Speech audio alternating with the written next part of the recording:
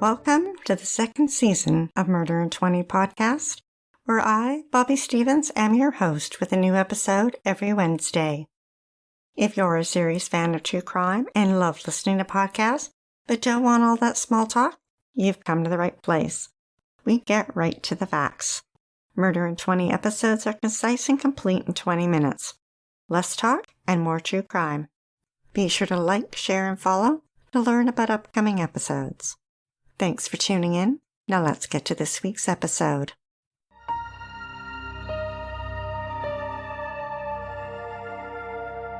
Winter in Cedar Rapids in Iowa can sometimes be brutally cold with lots of snow.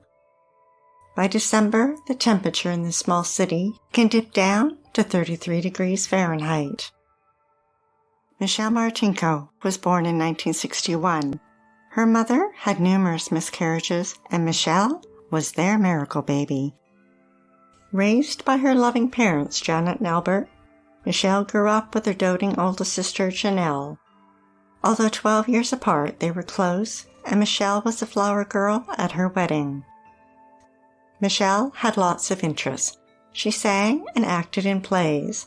She loved design and had plans to go to college and become an interior designer. The Cedar Rapids Gazette described how she decorated her bedroom with a geometric wallpaper in pink, red, and silver, futuristic lights, and a furry bedspread.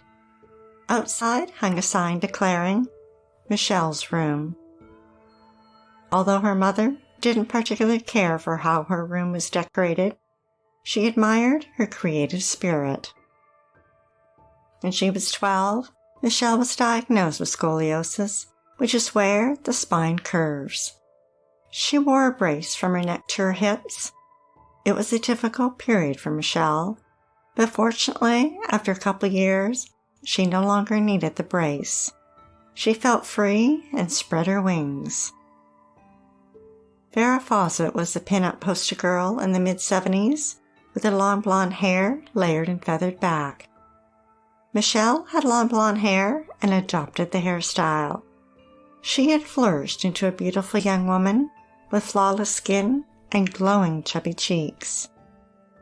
At 16, she was roller skating with her friend Gail when she met Andy Siddell, a handsome young man who drove a sports car and looked older than his 18 years with his short dark hair and mustache. They dated for 2 years until Michelle decided she no longer wanted to be tied down to a serious relationship. Andy was upset. He wasn't ready to let go of Michelle.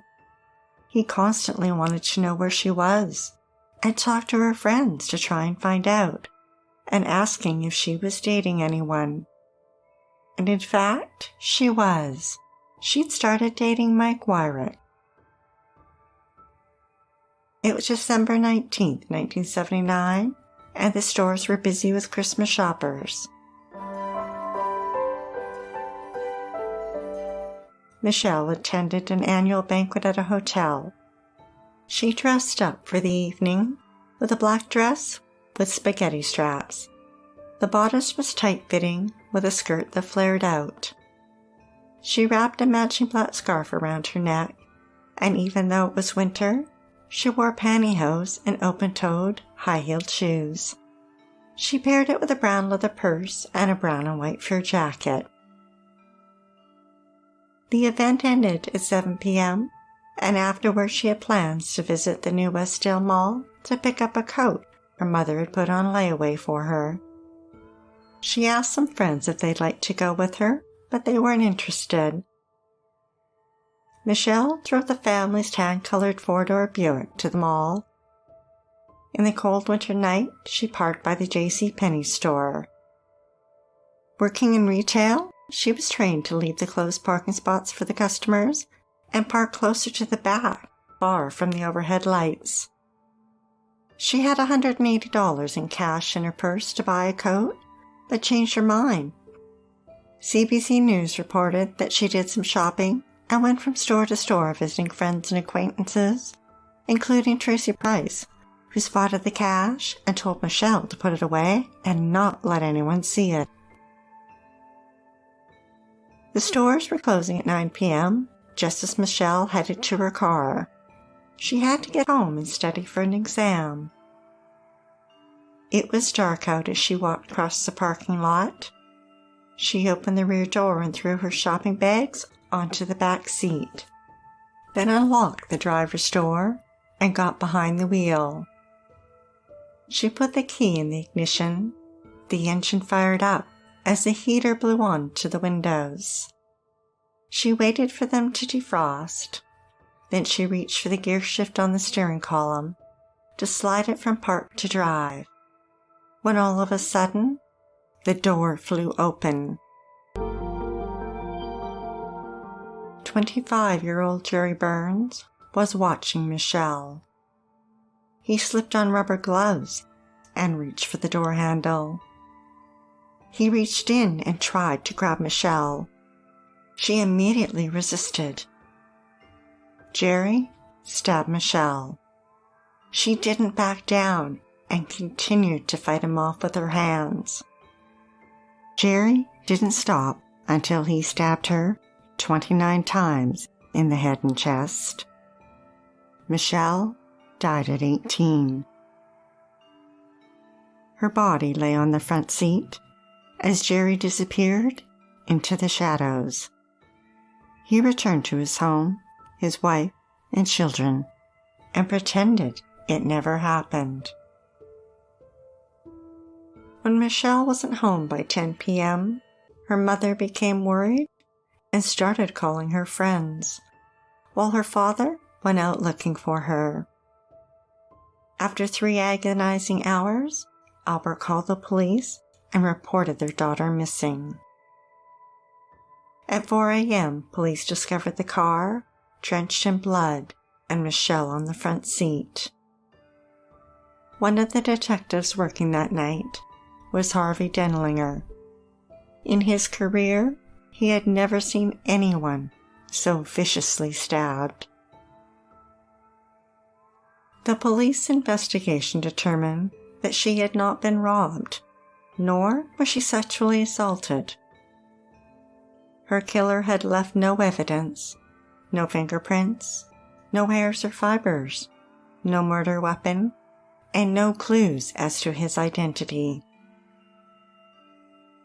Through the media, police asked witnesses to come forward, anyone who might have seen Michelle in the parking lot. Michelle's family were devastated. Her father plunged into a black hole of anger as sadness engulfed her mother. At her funeral, her ex-boyfriend Andy bent over her casket and put his arms around Michelle. Janet and Albert buried their daughter at the Cedar Memorial Park Cemetery. Her gravestone lay flat against the earth, inscribed with the words, "Beloved Daughter." A few witnesses came forward and recalled seeing Michelle at 9 p.m. as they were heading to the movie theater. Police felt that it was very likely that Michelle knew her killer. They interviewed her ex-boyfriend Andy. He told them that he had run into Michelle at the mall that night, but that they were cordial and he was home shortly after the mall closed. Although his mother corroborated his alibi, investigators were suspicious, and so were Michelle's family and many folks in Cedar Rapids. Police also investigated Michelle's recent ex-boyfriend Mike. Although he was 100 miles away attending college, they brought him in for questioning and pressed him hard.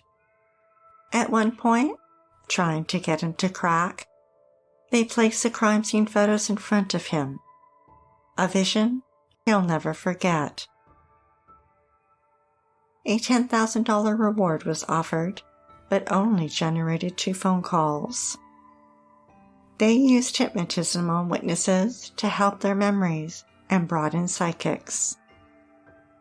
4 months after her murder, investigators still had no leads on her killer. Detectives had interviewed 166 witnesses, and given polygraphs to 3 possible suspects. All 3 passed and were ruled out. Detectives devised a theory that Michelle's car may have been moved, that she may have been driven somewhere else, murdered, and brought back to the mall. In the summer of 1980, 2 witnesses came forward. Both women said they recalled a man in the parking lot that night.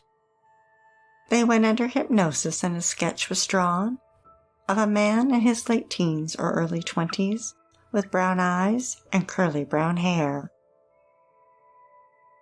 By the first anniversary, the Cedar Rapids police had made no arrests.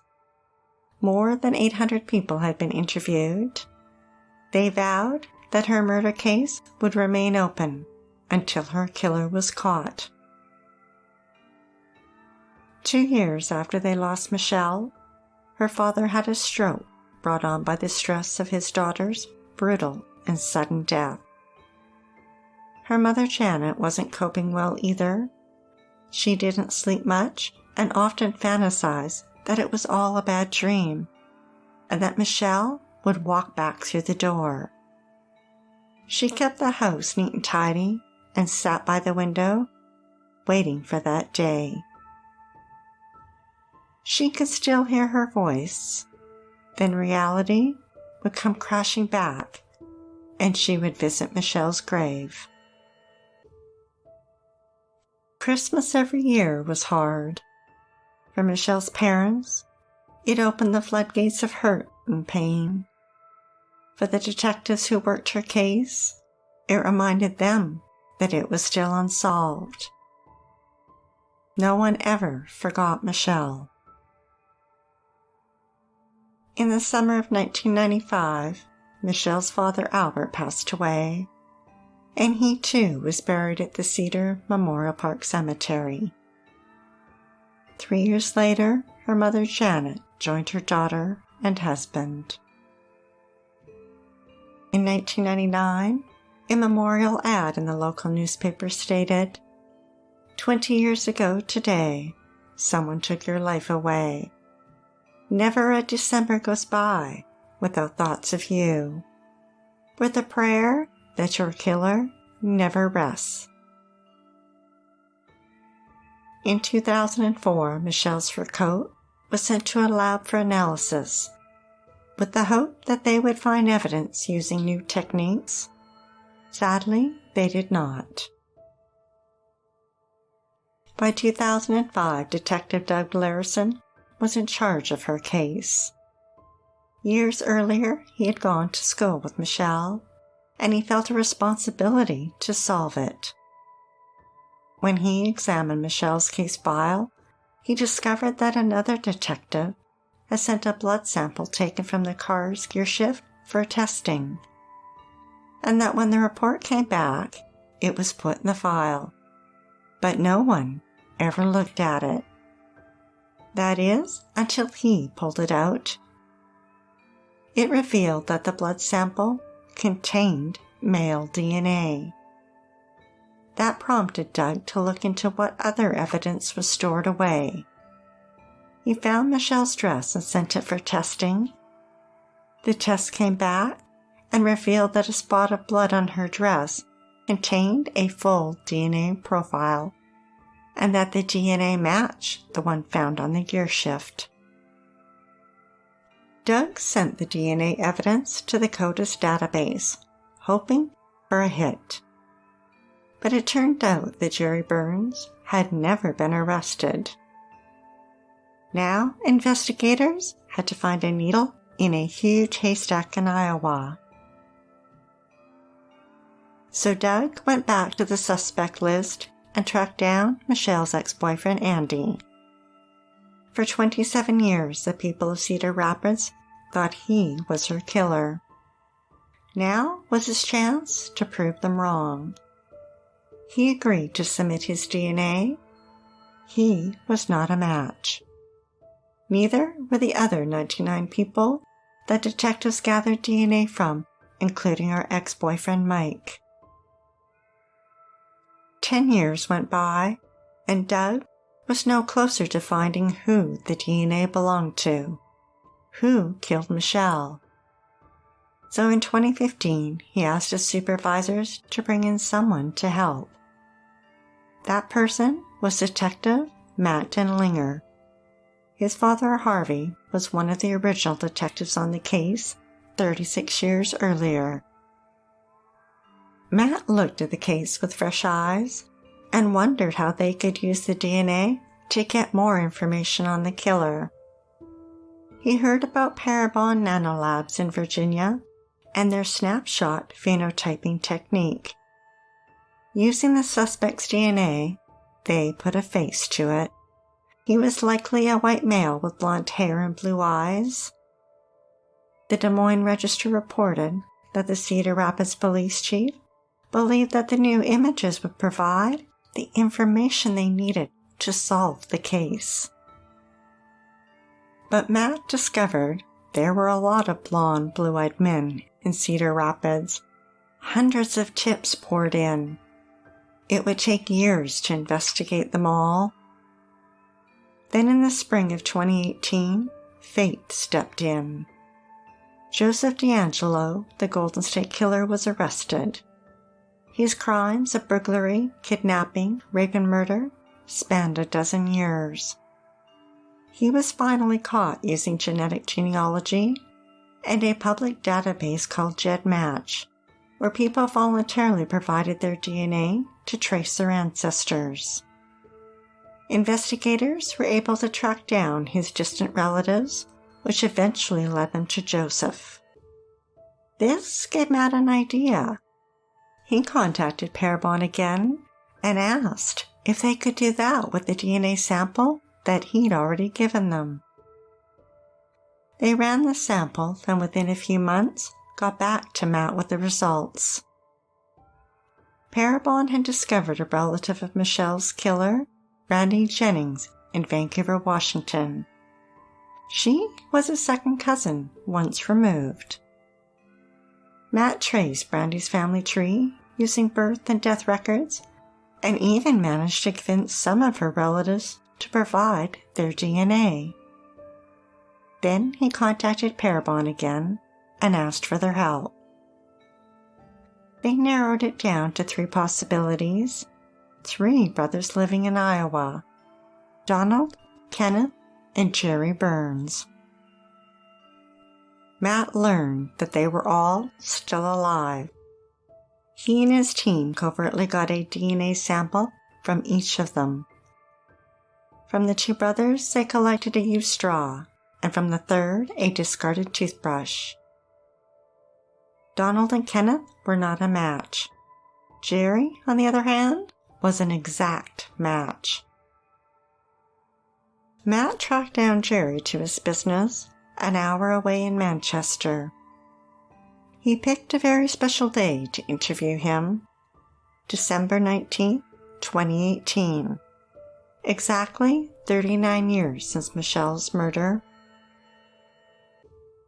Positioned across from him, Matt had a camera hidden in his coffee mug, hoping to capture a confession. Matt knew in his gut that he was looking at Michelle's killer. Matt asked him for a DNA sample, and Jerry agreed. Then Matt held no punches. He told Jerry that they already had his DNA, and that it matched the DNA at the crime scene, and asked him, how did it get there? Jerry didn't have an answer. Then Matt asked him, what happened that night? Jerry said he didn't know. When he was asked, did you murder someone that night?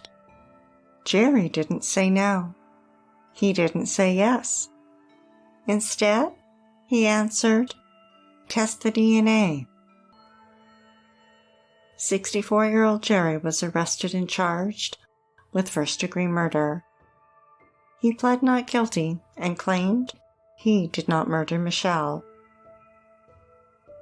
4 decades later, he went on trial for her murder.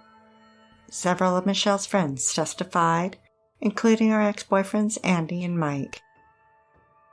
The prosecution presented the evidence, their only evidence, the DNA. There was a 1 in 100 billion chance the DNA belonged to someone other than Jerry. There are only 8 billion people in the entire world. That made it improbable it could be anyone else. An inmate who befriended Jerry in jail testified that Jerry told him no matter what happened, he'd won because he'd had all these years with his family. Jerry's family, particularly his children, didn't believe their father could be a murderer. Jerry's lawyer tried to explain his DNA on the car's gear shift by saying Jerry worked at a Buick dealership, and perhaps Michelle's car had been at the dealership. In Matt's interview with CBC News, he sarcastically asked, "Did the dress go to the dealership too?" After 2 weeks of testimony, the jury needed only 3 hours to reach a verdict. Guilty of first-degree murder. The courtroom fell silent. Jerry was sentenced to life in prison with no parole.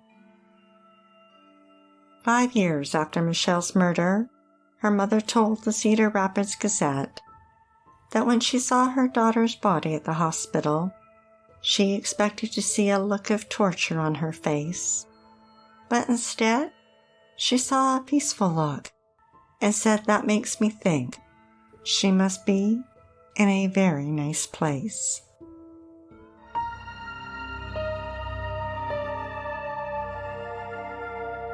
Thanks for listening to Murder in 20 with less talk and more true crime. During spring break, we're featuring one of our fan favorites.